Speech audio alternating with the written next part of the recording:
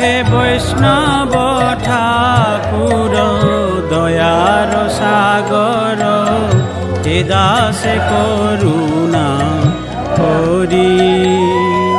ও হে বৈষ্ণব ঠাকুর দয়ার সাগর, হে দাসে করুণা করি।